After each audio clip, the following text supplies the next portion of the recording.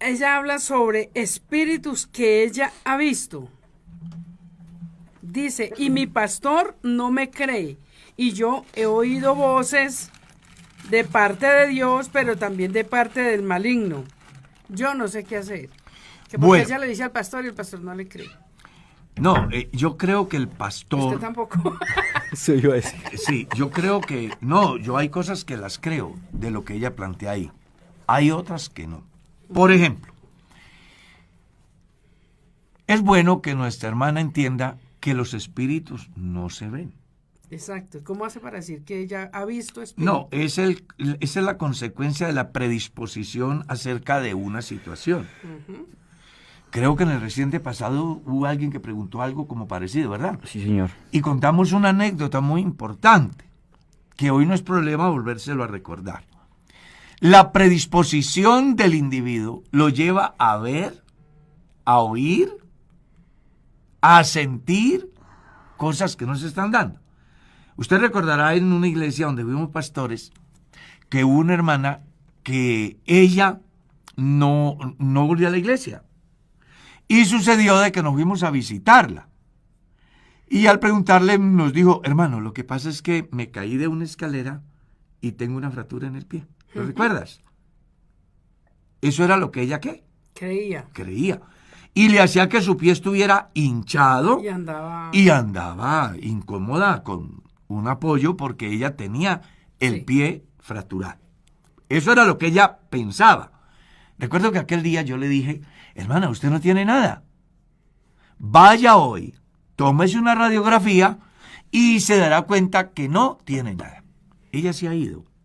Se ha tomado la radiografía y exactamente no tenía nada. Sí. Era la predisposición a la lesión. No tenía absolutamente nada. En otro campo, cuando yo era niño, mi madre me envió a llevarle comida a mi padre y teníamos que pasar por un espacio donde había un abierto y luego ingresábamos a una selva. Mi padre estaba abriendo una finca en una selva que se llamaba Quitasol, así se llamaba la selva. Y en aquel tiempo habían unas figuras mitológicas, digo yo, como era el hombre sin cabeza, como era... La patasola. La patasola. Sí. La llorona. La llorona, el man. Pero algo que nos decían Era y mito, nos era un mito. infundían. Eso, era algo que nos infundían. Entonces a nosotros nos decían que al cruzar ese espacio abierto aparecía el hombre sin cabeza. Era tipo 5:30, 6 de la tarde. Y yo voy rumbo a llevarle la comida a mi padre. Resulta que cuando yo ingreso al abierto, veo al otro lado un hombre sin cabeza. Y lo veo allá.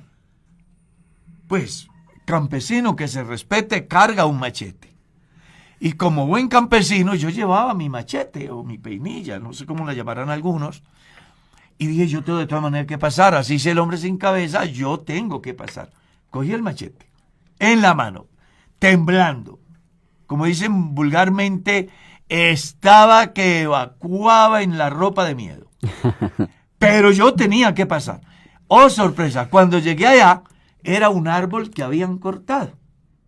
Pero que la predisposición al hombre sin cabeza me hacía ver lo que no estaba pasando. Claro. Ese es un fenómeno que se da por la predisposición del individuo. Cuando era pastor en una iglesia en Bogotá, una madre de familia nos ha llamado desesperada, no sé si recuerdas, que ella nos dice que su niña está desubicada. Voy y me siento a hablar con la niña y ella me comenta que ve unas figuras que se mueven en la pared. Y comienzo a hablar con ella y me dice que son las tortugas, ninjas es que llaman, el dragón Bolseta, los caballeros del zodiaco. Entonces, la niña vivía tan compenetrada en todo eso que lo veía hasta en las paredes. Entonces es la predisposición la que hace que muchas veces las personas vean lo invisible. ¿Está claro? La lucha del cristiano no es contra carne ni sangre, sino contra principados, potestades, gobernadores y huestes infernales de maldad que operan en las regiones celestes.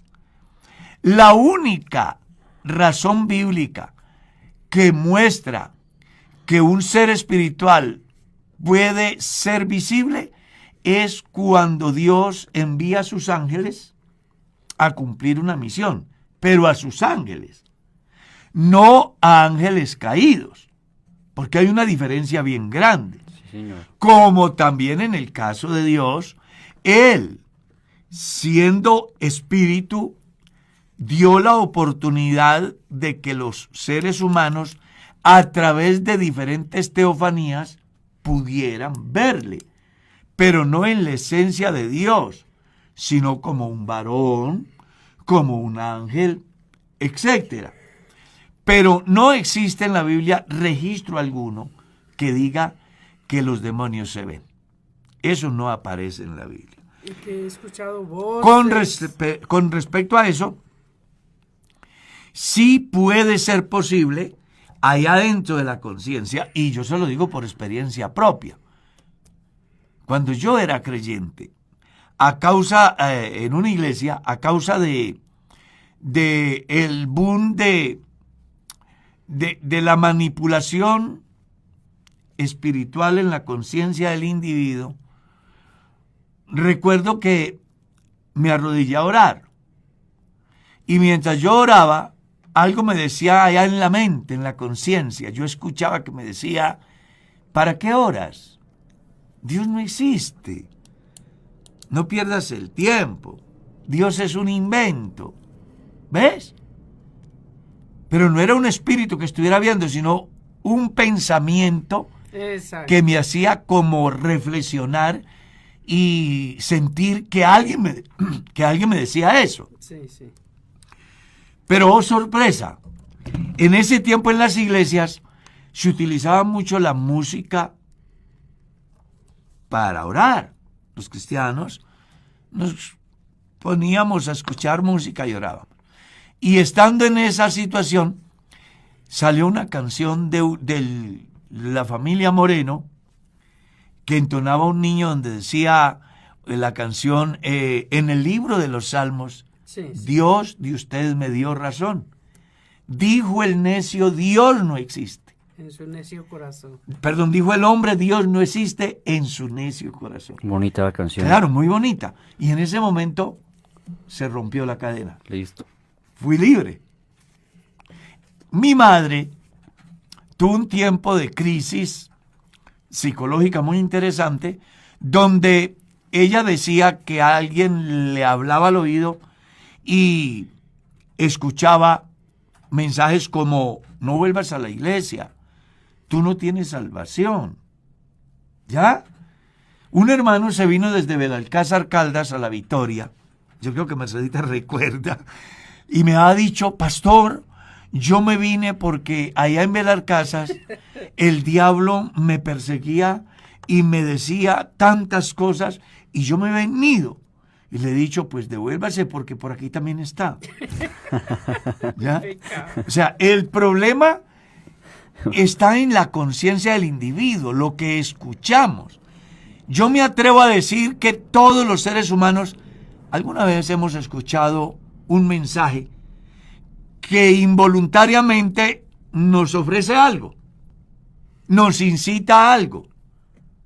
Entonces ya es un problema más bien psicológico. Entonces, ¿qué debe hacer la hermana, pastor? La hermana lo que debe de hacer es, en el campo negativo, cerrar las puertas para que los mensajes que buscan destruir sus bases espirituales no tengan posibilidad.